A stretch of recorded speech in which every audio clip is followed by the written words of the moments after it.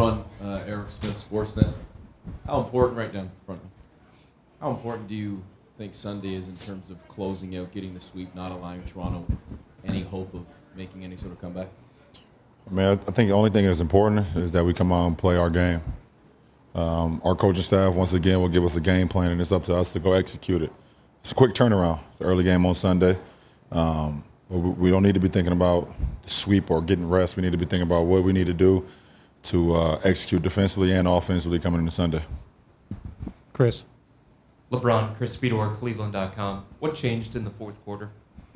Well, defensively, we got stops, and Kyle got hot. And when Kyle gets hot, you got to keep giving the ball.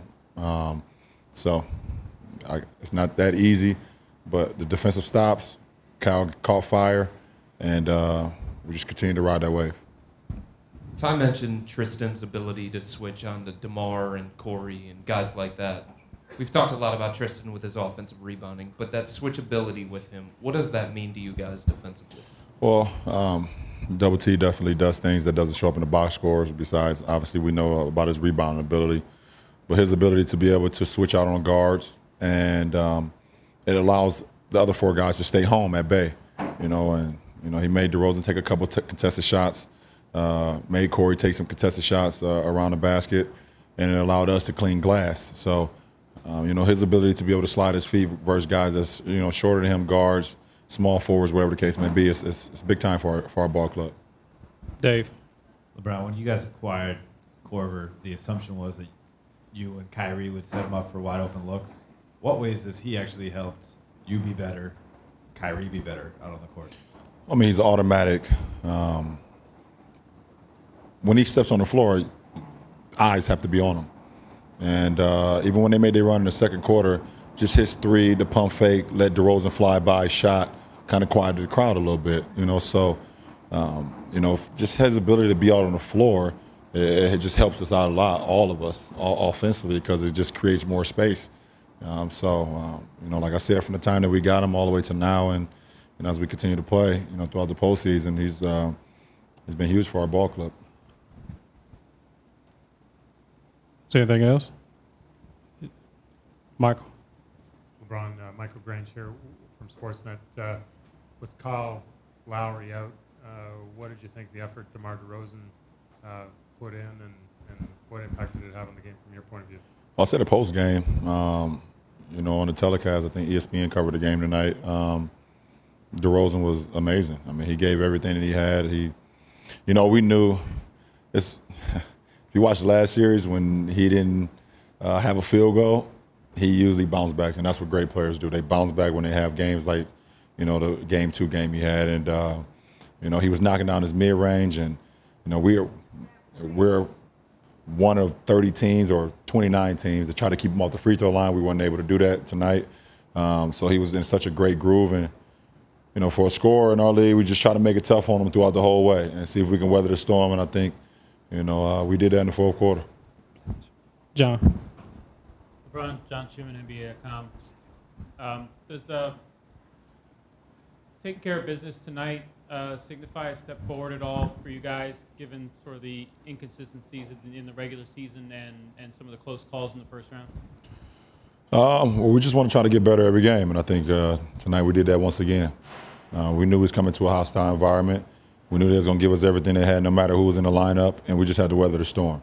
And then we didn't know if it was going to take, 36 minutes or 40 minutes, but we knew if we just played our game, we paid attention to our details, then we would have an opportunity to win the game. And I think we stuck to our game plan. It's close to 48 minutes once again, and we took another step forward. Jason. I know this is probably going to sound stupid, and you just got done talking about sweeps, and you're not focused on sweeps, but do you have to learn how to sweep a team, and how do you sweep a team? Because Kyle was saying earlier that he's been part of one seeds before, but he's not used to teams being part of a team that can sweep teams like you guys do. And whether or not you're focused on it or not, this team has obviously got a pretty good record of sweeping teams. How do you do that? Is that something you have to learn, or how do you go about that? No, it's definitely a different mindset. It's very difficult, because we're all prideful players, all 30 teams and 15 guys on it. We're all prideful. So, when you're back against the wall, you're playing for pride. You're playing for the habits that you've built all year, so you become a very, very dangerous team. For myself, I don't know. I just focus on that game.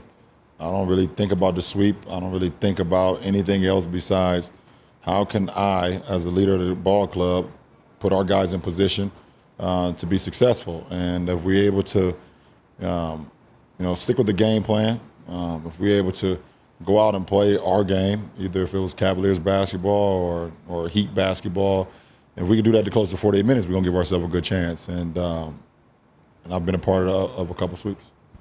Marla. It seems like the way things are going now, like guys like JR and Shumpert and Korver are kind of doing something they're not used to doing. Like Korver is going to have a big game 1 every 7, and JR and Shumpert kind of the defensive stoppers at this point in their lives. Do you admire that it seems like kind of a sacrifice on their part? Well, I think all three of them are all capable of having a breakout game, and that's why they complement each other. It could be JR one game, it could be Shump one game. When JR got hurt in the first round, with the little nagging injury, Shump started the second half. It was Shump. Tonight it was Kyle. So to have those 3 shooting guards that's capable of not only doing it on one end, but also could do it on the other end, it helps our team out a lot. I knew personally that when we made the trade for JR and Shump that we was getting guys that would sacrifice and do whatever it took to win. Shump has the DNA of a defensive stopper, and I just had to challenge JR, and the team all challenged JR, and that's what he is now, also a knockdown shooter. And obviously we know what Kyle's ability to do. So those 3 guys just complement each other, and it's great to have them. Jeff. Jeff Zillgate, USA Today. LeBron, at what point in your career did you sort of sense this 3-point revolution coming, and why is it so important, that shot today, than it was even 3-4 seasons ago? For myself or for teams? For teams. I think, I don't know what year it was. It helps when Tim Duncan is not around anymore, because that guy, I've competed against him for years and years and years, and you couldn't stop him. So, once teams figured out ways to just try to open the game up, and create opportunities for guys that can slash, then that means you have to have some shooting. And I've been on both sides. I've been on a couple teams that didn't have much shooting, and I've been on teams where I've had some of the all-time greatest shooters in NBA history. But I don't know what year it was, because it wasn't like that when I played in the 07 finals against Timmy D and those guys. They had a ton more shooting than us. We didn't have much shooting. So, and then in 2012 when I'm in the finals again, then it's a whole different thing. So, but I'm not quite sure the year, Jeff. Got our last 2, Joe in the back, then Dave up front. Joe Gabriel, Cavs.com. LeBron, 37 free throws last 2 games. Is that something conscious that you've tried to do? And then what psychological effect do you think that has on the opponent, especially on the road? Well, one, when you get to the free throw line, especially on the road, it quiets the crowd down when you make them. Well, I missed one that got pretty loud, but when you make your free throws, it quiets the crowd down, but it also allows you to set your defense, so it helps out a lot. It breaks the momentum of a ball club, and DeRozan was doing it to us. Couldn't get a good rhythm because he was going to the free throw line so much, and for me to be able to get to the free throw line and make my free throws, it keeps our defense in tune. You're able to communicate while the ball is stopped about exactly what we want to do defensively, going back down on the other side. So it helps us out a lot.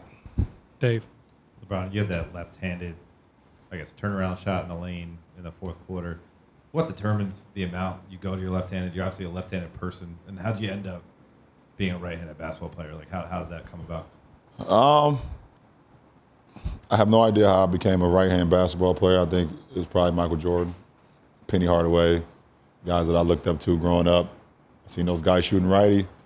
So I was like, I guess I'll shoot righty. But, I'm pretty much a left-hand guy. I don't take many of those shots, but I'm capable of making those shots. I don't know. I work on my craft. I work on both hands.